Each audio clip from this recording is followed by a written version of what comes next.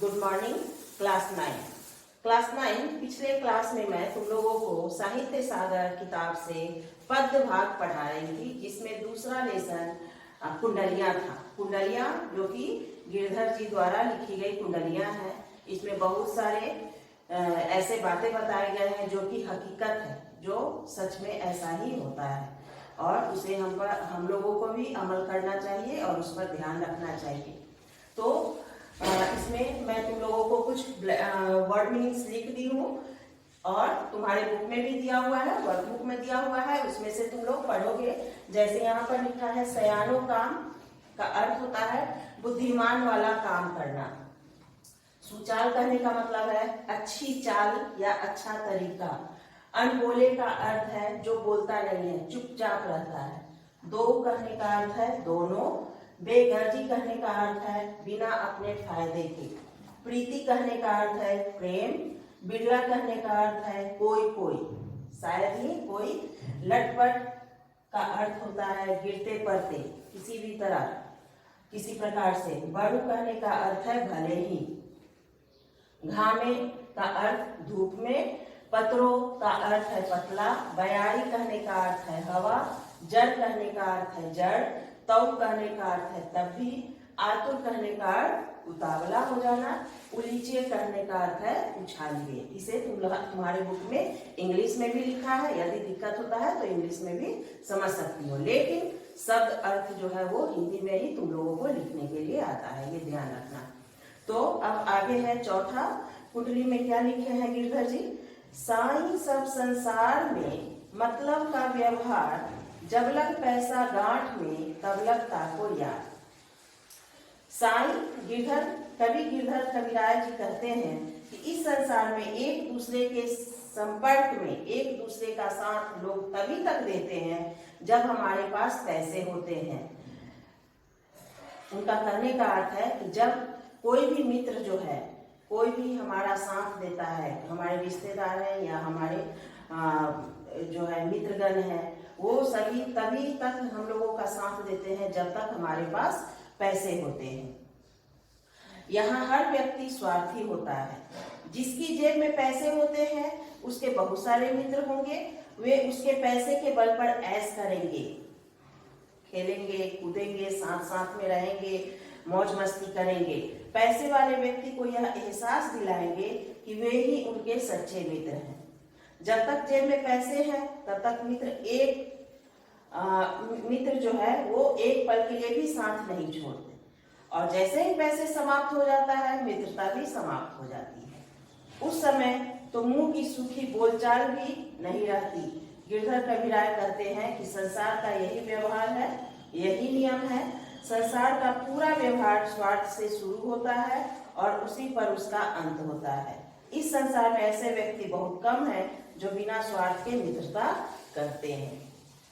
तो उनका कहना है साईं सब संसार में, एक बार फिर से समझो इसको, साईं सब संसार में मतलब का व्यवहार, जब लग पैसा गांठ में तब लग ताको यार। इस संसार में जब हमारे पास पैसे होते हैं तभी लोग हमारा साथ देते हैं, और जब पैसे नहीं होते हैं वे लोग हमारा साथ भी छोड़ देते हैं। तब लगता को यार संग ही संग डोले। वे एकदम तुम्हारा साथ बिल्कुल भी नहीं छोड़ेंगे। जहां जाओ, जिधर जाओ, वो साथ साथ में चलेंगे। पैसा रहे न पास, यार मुख से नहीं बोले।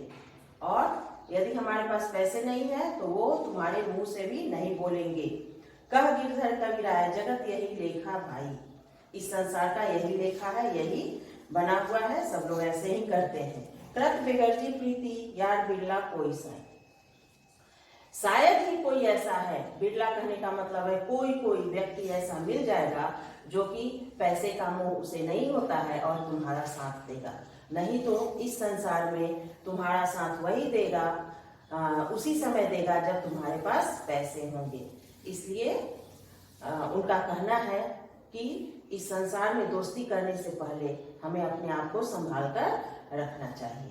तो ये हो गया चौथा है। अब इसके बाद तुम लोगों को बुक में पांचवा दिया गया है। पांचवा क्या लिखते हैं वे? पांचवें कुंडली में वे लिखे हैं, रहिए लटपट काटी दी, बड़ू धामे माँ सोए, छान बाकी बैठिए, जो तरु पत्रो होए। रहिए लटपट काटी दी, बड़ू धामे माँ सोए, मतलब यहाँ पर लिखा है, लटपट कहने का मतलब है कि किसी भी प्रकार हमें अपना समय जो है किसी भी तरह से बिताना चाहिए, चाहे हमें गर्मी में भी सोना पड़े, घामों कहने का मतलब है कड़े धूप में, छान बाकी बैठिए, लेकिन एक पतले और कमजोर पेड़ के नीचे हमें उसकी छाया में अपना आश्रय नहीं लेना चाहिए। जो तरु पत्रो होए, एक दिन धोखा दे है, क्योंकि वह हमें हमेशा कभी न कभी वह धोखा दे सकता है। जा दिन बहर बयानी, टूटी तब जड़ से जय हैं।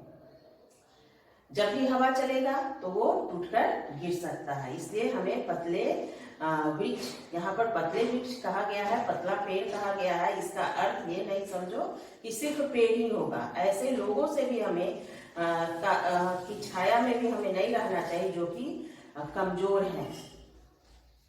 जो आदमी जो है कमजोर है, दुबला पतला है या उसकी शक्ति कम है, वह हमसे क्या है, वह जो है ज्यादा बलवान नहीं है, तो उसकी छाया भी हमें, उसका शरण भी हमें नहीं लेना चाहिए, क्योंकि कभी भी वो जो है धोखा दे सकता है। जिस तरह से एक पतला पेड़, एक कमजोर पेड़ जो है किसी भी तरह से यदि आंधी तूफान चलता है तो वह टूटकर गिर सकता है। कह गिरधर कबीराय, छाह मोटे की गहिए, पाती सब झरी जाए, तब छाया में रहिए।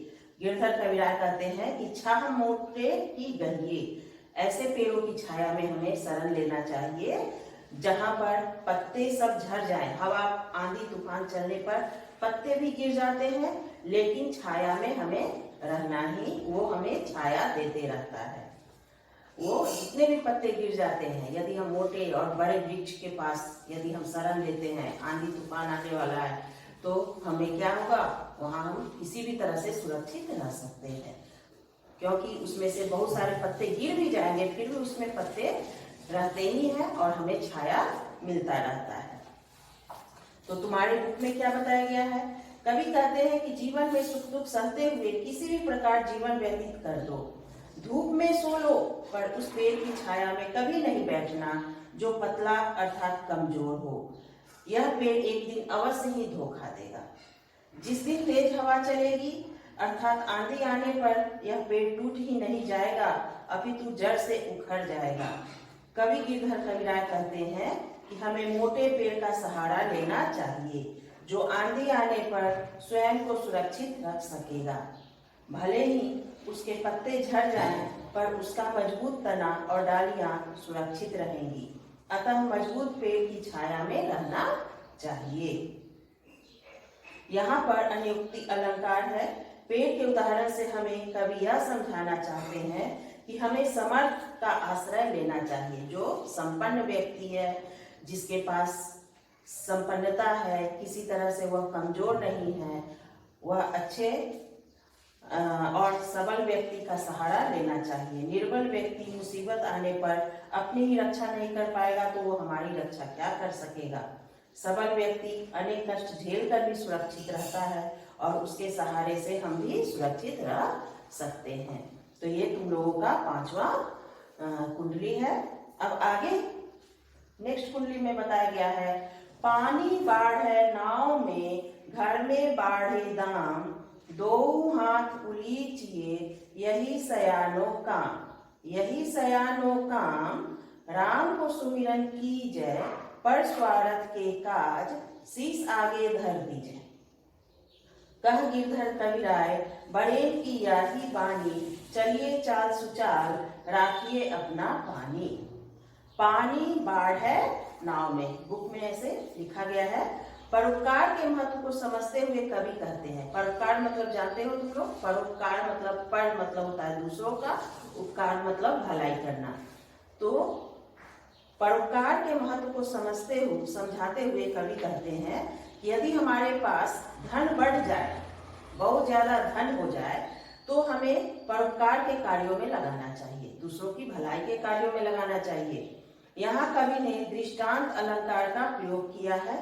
जिस तरह नाव में यदि पानी भर जाए, नाव में जब हम लोग नाव का आनंद लेते हैं, नाव पर तैरकर आनंद लेते हैं, तो उस समय जो है यदि नाव में पानी भर जाता है तो दोनों हाथ से पानी बाहर निकालना चाहिए, वरना नाव क्या होता है, डूब जाता है। नाव के अंदर पानी धीरे धीरे घुसते जाएगा तो हमारा नाव जो है वो डूब सकता है।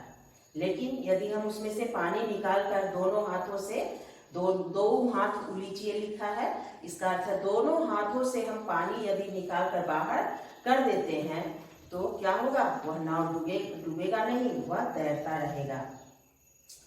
तो निकालना चाहिए वरना नाव डूब जाएगी। उसी प्रकार यदि घर में बहुत धन आ जाए तो दान पुण्य की खोल कर करना चाहिए। उसी प्रकार जिस तरह से नाव में पानी भर जाता है तो हम लोग दोनों हाथों से उसे हटाते हैं तो नाव तैरता रहता है। उसी तरह से यहाँ पर कवि का कहना है कि जिस तरह से यदि हमारे पास हम धनी हो रहे हैं, धन दौलत हमारे पास है, तो हमें क्या करना चाहिए, हमें दूसरों के भलाई के कार्यों में लगाना चाहिए। इससे क्या होता है, हमारा नियंत्रण बना रहता है। दान पुण्य करना चाहिए, खोलकर करना चाहिए। सज्जन तथा बुद्धिमान व्यक्ति के लिए यही उचित है। हमें भगवान का भजन करना चाहिए और दूसरों की भलाई के लिए कार्य करना चाहिए। परोपकार के लिए अपना जीवन तक भी देना पड़े तो कम है। गिरधर कविराय कहते हैं कि हमारे बड़ों ने हमें यही सीख दी है कि हमें हमेशा सही मार्ग पर चलते हुए अपना सम्मान बनाए रखना चाहिए। तो ये तुम लोगों का छठा कुंडली है। तो इस तरह से बुक में भी समझाए हुए हैं, इसको बुक से भी तुम लोग एक बार खुद से रीडिंग करोगे। अब सातवां कुंडली है राजा के दरबार में। राजा के दरबार में कहने का अर्थ है, दरबार मतलब राजा के महल में। जय समया पाए साई तहाँ न बैठिए, जहाँ को दे उठाए। राजा के दरबार में जाने पर यदि हमें समय मिले तो हम यदि वहां जाते हैं तो साई तहाँ न बैठिए, ऐसे ही जिधर तिधर नहीं बैठ जाना चाहिए। जहाँ को दे उठाए, क्योंकि वहां से हमें उठाया भी जा सकता है। राजा का दरबार है, बहुत बड़े आदमी होते हैं, राजा महाराजा जो है वो, यदि हम छोटे व्यक्ति हैं, हम वहां चले जाए ऐसे ही तो क्या होगा, हमें उठाकर वो इधर से उधर रख सकते हैं। जहाँ को दे उठाए बोल अनबोले रहिए। कह दो को दे उठाए बोल अनबोले रहिए, हंसिए नहीं हहाए बात पूछे ते कहिए। ये सब बातें जो है हमें ध्यान रखना चाहिए। यहाँ राजा का उदाहरण दिया गया, इसका मतलब सिर्फ राजा ही नहीं है, किसी भी बड़े लोगों के घर में यदि हम जाते हैं तो उनके इशारे पर भी हमें बैठना चाहिए। यदि वे बोलते हैं कि हमें बैठने के लिए बोलते हैं तो वहां बैठना चाहिए। और ऐसे ही फालतू में हमें हंसना नहीं चाहिए। क्या करना चाहिए, वे जो बात पूछते हैं तभी हमको अपना मुंह खोलकर बोलना चाहिए। ऐसे ही फालतू का ऐसे ही हंसना नहीं चाहिए। हंसिए नहीं हहाए बात पूछे ते कहिए। कह गिरधर कविराय समय सो कीजय ताजा, अति आतुर नहीं होए बहुरी अंत है राजा। नहीं तो क्या हो सकता है, हमारा वहां पर अपमान हो सकता है। ये कवि जी गिरधर कविराय कहते हैं कि हमें वहां पर जिस तरह से कहा जाए बैठने के लिए, हमसे बातें पूछी जाए, तभी हमें क्या करना चाहिए, वहां पर हमें कुछ बोलना चाहिए, कुछ बताना चाहिए, कुछ कहना चाहिए। नहीं तो क्या होता है, हमारा वहां पर अपमान हो सकता है। तो इसमें बुक में क्या बताया है, कवि कहते हैं कि अवसर पाकर राजा के दरबार में उनसे अपनी बात कहने के लिए अवश्य जाना चाहिए, पर एक बात का ध्यान रखना चाहिए कि हमें अपने स्तर के अनुसार ही स्थान ग्रहण करना चाहिए। अपने स्तर करने का मतलब हम जिस वर्ग के हैं, जिस वर्ग के लोग हैं, उस वैसे ही स्थान को हमें वहां पर जाकर उस स्थान पर रहना चाहिए। कभी ऐसे स्थान पर नहीं बैठना चाहिए जहां से कोई उठा दे। हम कहीं जाकर, अब राजा के दरबार में जाकर राजा के समीप बैठ जाए तो क्या हो सकता है, हमें वहां से उठाया भी जा सकता है। इसलिए वहां पर उठाया नहीं, वहां पर नहीं बैठना चाहिए। हमें जो है अलग ही, जहां पर हमारे वर्ग के लोग हैं, हमारे जैसे लोग होते हैं, हम लोगों जैसे लोग होते हैं, वहां पर हमें बैठना चाहिए जहां से कोई उठा दे। यदि अज्ञानवश ऐसे स्थान पर बैठ जाओ जहां से कोई उठा दे तो गलती को चुपचाप स्वीकार कर लेना चाहिए। यदि अज्ञानवश हम ऐसे स्थान पर बैठ जाए जहां से कोई उठा दे तो गलती से चुपचाप स्वीकार कर लेना चाहिए। राजा के दरबार के नियम होते हैं, वहां के नियम बने होते हैं, उनका पालन करना चाहिए।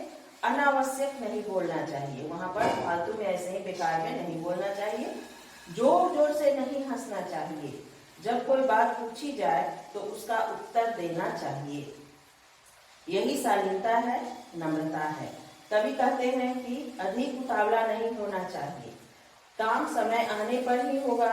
समय आने पर राजा अवश्य ही हमारी ओर ध्यान देंगे और हमारी समस्या को सुनेंगे। इस प्रकार स्पष्ट है कि कवि जनसाधारण को राज दरबार के नियमों से अवगत करा रहे हैं। हमें अपने व्यवहार को शालीनता से युक्त बनाना चाहिए। तो इसमें विशेष बातें क्या कही गई है? कुंडलियां एक छंद का नाम होता है जिसका बहुवचन रूप है कुंडलियां। देख रही हो, इधर कुंडलियां लिखा है और उधर उस पर चंद्र बिंदु लगाए हुए, इसका मतलब वो बहुवचन है। तो इसमें बहुत सारी कुंडली दिए हुए हैं, इसलिए ये कुंडलियां हैं। इस छंद में 6 पंक्तियां होती हैं। पहली 2 दोहे छंद की और बाद की 4 रोला छंद, जिसमें 11वीं मात्रा पर यति और अंत में विराम होता है।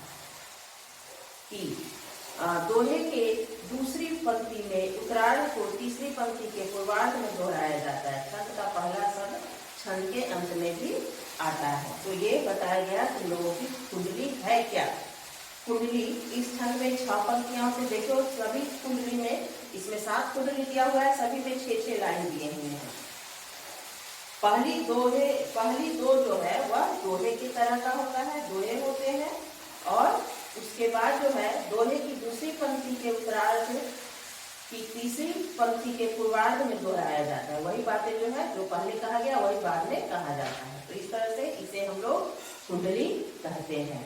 तो तुम लोग क्या करोगे, इसको बुक में भी, वर्कबुक में भी दिया हुआ है और मैं आज क्वेश्चन आंसर दी हूँ, उसे तुम लोगों को कॉपी में लिखना है। आज के लिए इतना ही, धन्यवाद।